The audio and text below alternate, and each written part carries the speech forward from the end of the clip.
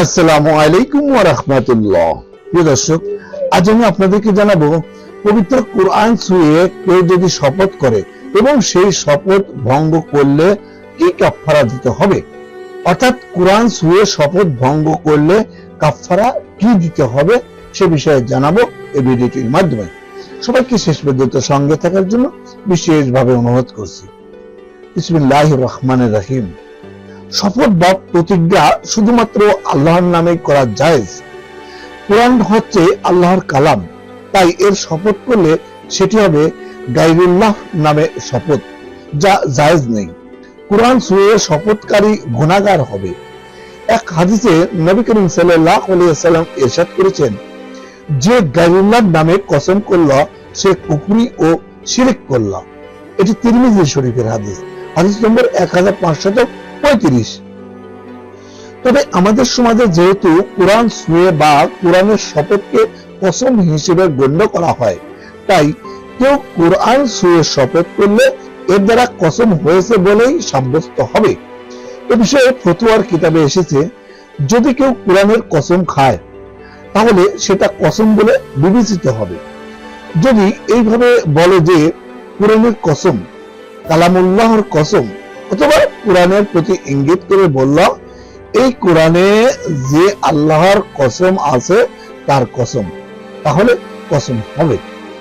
ফলে কোরআনের শপথ করার পর এর বিপরীত কাজ করলে কসমের কাফফারা আদায় করা আবশ্যক হবে। কসম ভঙ্গের আগে কাফফারা আদায় করলে তা যথেষ্ট হবে না, বরং কসম ভঙ্গ করার পরই কাফফারা আদায় করতে হবে। কাফফারার দুই পদ্ধতি। এক নম্বর হলো 10 মিসকিনকে 2 বেলা পেট ভরে খানা খাওয়ানো। 2 নম্বর হলো 10 মিসকিনকে 10 সেট পোশাক প্রদান করা। এই দুটির যে কোনোটি বেছে নেওয়ার সুযোগ আছে। এর কোনোটিতেই সক্ষম না হলে ধারাবাহিক 3টি রোজা রেখেও কাফফারা আদায় করার সুযোগ রয়েছে। এটি সূরা মায়দার 89 নম্বর আয়াতে বলা হয়েছে।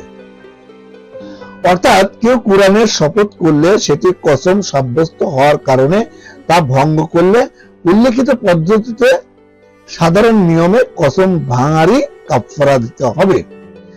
জেনে রাখা জরুরি যে কেউ গুনাহে লিপ্ত হওয়ার শপথ করলে তা ভেঙে ফেলতে হবে এবং কাফফারা দিতে হবে। একই সঙ্গে তওবা ইস্তেগফারও করতে হবে। যেমন কেউ ব্যভিচার করা বা খুন করা বা শরাব পান করার শপথ করল, তাহলে তার শপথ ভেঙে কাফফারা দিতে হবে এবং তওবা ইস্তেগফারও করতে হবে। উল্লেখ্য, কিছু কসমের কাফফারাও নেই, যেমন অতীত বা বর্তমান কোনো বিষয়ে ইচ্ছাকৃত মিথ্যা কসম খাওয়া। শরীয়তের পরিভাষায় এই কসমের নাম গামুস। এটি কবিরা গুনাহ। এ জাতীয় কসমের কোনো কাফফারা নেই। এর পাপ থেকে নিষ্কৃতির একমাত্র উপায় আল্লাহর কাছে তওবা ও ইস্তেগফার করা। লাগব নামেরও এক প্রকার কসম আছে। অতীত বা বর্তমান কালের কোনো বিষয়ে সত্য মনে করে কসম করা, যা বাস্তবে তার ধারা মাফিক নয়। এই ধরনের কসমের ক্ষেত্রে আশা করা যায় যে আল্লাহ তাআলা পাকড়াও করবেন না। মূলত যে কসম ভঙ্গ করলে কাফফারা জরুরি হয় সেটি হলো মুনআকিদা তথা ভবিষ্যতে কোনো কাজ করা বা না করার ব্যাপারে কসম। মহান আল্লাহ ইরশাদ করেন, আল্লাহ তাআলা অর্থহীন কসমের জন্য তোমাদের দায়ী করবেন না, কিন্তু যেসব কসম তোমরা দৃঢ়ভাবে করো সেসবের জন্য তিনি তোমাদেরকে দায়ী করবেন। এটি সূরা মায়দার 89 নম্বর আয়াতে বলেছেন। মহান আল্লাহ তাআলা আমাদেরকে এই ধরনের গুনাহের কসম করা থেকে বিরত রাখার তৌফিক দান করুন, আমিন। প্রিয় দর্শক, যদি আমার ভিডিওটি ভালো লেগে থাকে তাহলে অবশ্যই চ্যানেলটি সাবস্ক্রাইব করবেন এবং ভিডিওটি শেয়ার করে সকল মুসলিম ভাই বোনদের কাছে পৌঁছে দিবেন। সবাই ভালো থাকবেন। আল্লাহ হাফেজ।